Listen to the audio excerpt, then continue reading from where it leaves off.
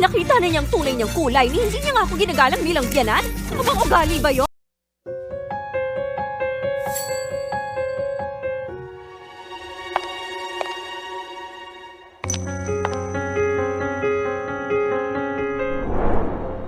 Pinag-isa ang dalawang pamilya, isang tipang nabuo, pinagpalang habang buhay, ang perpektong tambalan.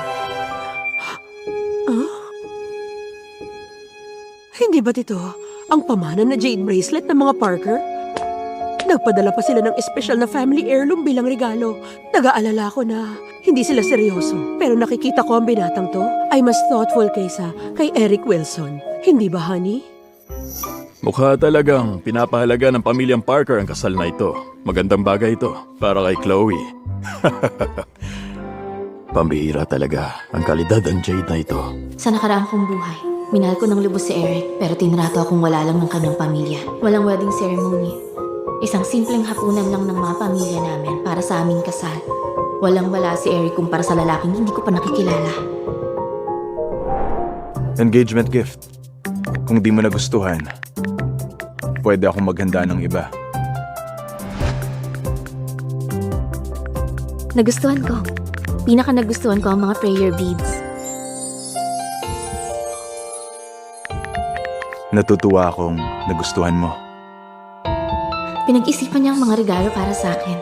Di ba dapat maghanda rin ako ng regalo para sa kanya?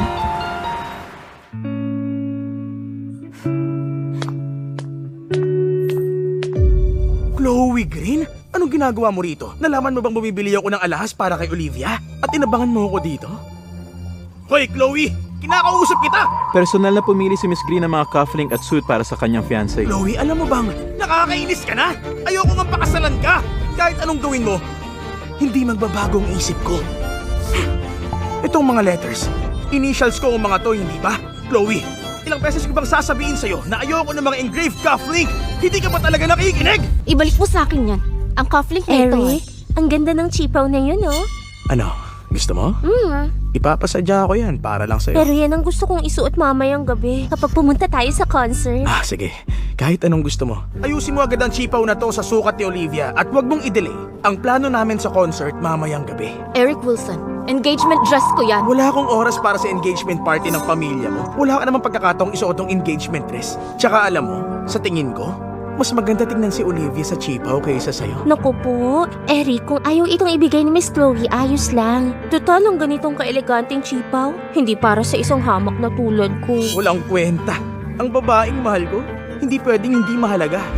Si Chloe Green, karaniwang tao lang siya. Kung di dahil sa pangalan ng kanyang pamilya. Anong tinatayo-tayo mo dyan? Kunin mo at ayusin ang chipaw! Gustong-gusto ni Miss Olivia. O di kanya na lang. Mabait ka kaya pagkatapos ng kasal? Papayag akong mag-dinner ng isang beses sa isang buwan. Kasal? Eric, sa ating nakaraang buhay, nagpanggap kang marangal at pinaniwala mo kung iba ka sa mga taong ang pakialam lang ay kayamanan at status. Sinamantala mo ang nararamdaman ko para saktan ako. Ngayon naiintindihan ko na simula pa lang natago mo lang ang insecurity mo. Eric, paano ka nakakasiguro na ikaw ang papakasalan ko? Hinahabol mo na ako simula bata pa tayo. Bawat birthday wish mo ang pakasalan ako. Ngayon sa wakas, 20 anyos ka na. Kaya mo bang magpakasal sa iba? Uy, Eric, napakataas na ng katayuan ngayon ng pamilyang Green. Pinag-aagawan siya ng mga heir sa Capital Circle. Kahit pa magagawa ng lahat ng mayamang lalaki sa mundo, ako pa rin ang pakakasalan niya. Naayos na po ang damit as requested. Makinig ka sa akin. Sasabihin ko sa iyo ni isa pang beses. Mas gusto ko ang mga square na cufflink. Ayoko ng mga pabilog. At ayoko rin ng mga engraving. Pwede bang gamitin mo ang utak mo kapag nagbibigay ka ng regalo? Tara na. Miss Green, engagement dress niyo po yun. Tinatapo ng mga lumang damit. Mag-design ka ng bagong engagement dress ko. Yung cufflinks naman, wag mo siyang pansinin. Hindi siya ang groom. Wala siyang karapatang makialam. Cheers!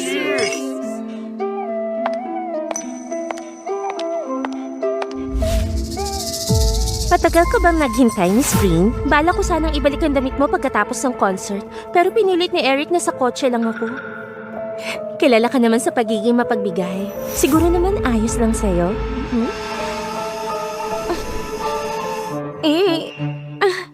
Ilang beses kaya nilang ginawa? Ang tapang ng amoy. Punit-punit pa to. Harap-harapan siyang pinoprovoke. Pero kalmado si Chloe. Talagang baliw na baliw siya kay Eric. Anong silbi ng pagmamahal niya? Si Olivia lang mahal ni Sir Ang Wilson. nag-iisang anak ng pamilyang Green. Pinipilit yung sarili niya kay Eric. Gusto ko. Malapit na magpalit ng pangalan ng negosyo nila sa Wilson. Waiter, kunin mo to. Itapon mo. Basura lang yan. Kung gusto mo, sa'yo na. Nakasuot ng magandang chipaw, hawak ang kamay ng mahal ko habang nasa concert. Ang lakas ng loob ni Olivia. Talaga nag-post siya online ng pictures na kahalikan si Eric. Di ba malapit na ma-engage si Eric kay Chloe? Hindi ba natatakot si Olivia sa paghiganti ni Chloe? Kung gusto niya talaga maghigante, sana ginawa na niya. Lantaran na silang naghahalikan tapos naghahabol pa rin si Chloe. She's such a clown. Oh my God! May mga gumawa talaga ng mga meme ni Chloe as a clown. Pakisabi sa Public Relations Department, alisin lahat ng trending topics tungkol sa akin. Bakit nawala ang trending topics? Ayokong ipakalat ng kahit sino sa inyo ang nangyari ngayon. Pwede niyo bang gawin niyo?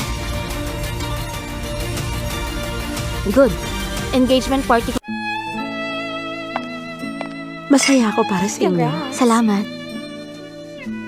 Chloe Green, humingi ka ng tawad kay Olivia ngayon din. Kung hindi ako papahag na ma-engage sa'yo. Anong kasalanan ko rito? Isa lang ang pinost ni Olivia sa social media kahapon. Kailangan mo ba talagang ipasuspend ang social media accounts niya? Alam mo, nagsisimula siya ng career sa media. Sinisira mong trabaho niya. Pinabura ko lang naman ang mga post tungkol sa akin. Puro ka palusot ah.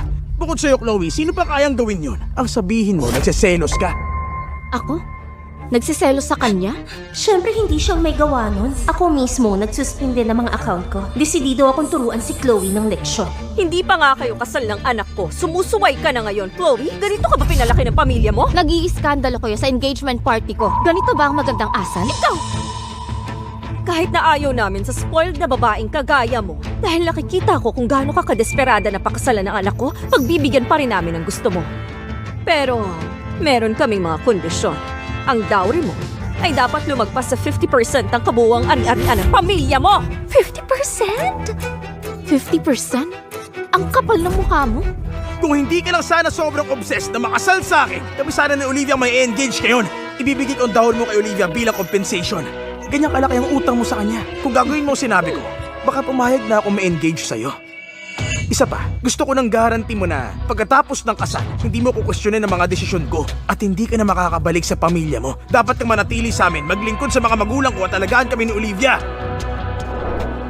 Pirmahan mo na.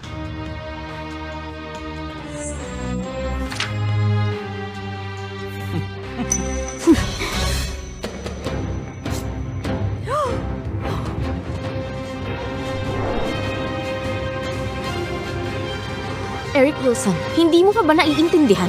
Hindi ako Naging abala ka sa paghahanda para sa engagement party. Alam ng buong city na ikakasal ka. Maliban sa akin, sino pa ba ang napakahalaga sa'yo? Wala ka nang pakialam kung sino man ang papakasalan ko. Tama na! Pag-uusapan natin ang dowry mamaya pagkatapos ng party. Alang-alang sa lahat ng mga bisita na nandito, tutulungan kita. Papayag akong pakasalan ka pero huwag kang masyadong umasa. Dahil kahit na ikasal tayo, hindi kita mamahalin. Eric Wilson, bago ka pumasok, hindi mo ba anak kung sino ang groom? Drama wave. Mr. Parker! Kailangan pa bang tingnan? Malamang pangalan ng anak kong si Eric ang nakalagay dyan. Bilisan mo't magpalit ka na ng damit, magsuot ka ng green. Family event ngayon ng pamilyang Wilson. Kami lang ni Olivia ang pwedeng magsuot ng pula. Palalampasin ko to dahil nakatatanda ka. Kung nandito kayo bilang bisita, umupo kayo at manahimik. Kung hindi, lumayas na kayong tatlo. Ang lakas ng loob mong paalisin ako! Tawagin mo mga magulang mo para humingi ng tawad! Gusto kong makita kung anong klaseng pamilya nagpalaki na may ganyang kasamang ugali! Hindi kayo deserve makilala ng mga magulang ko.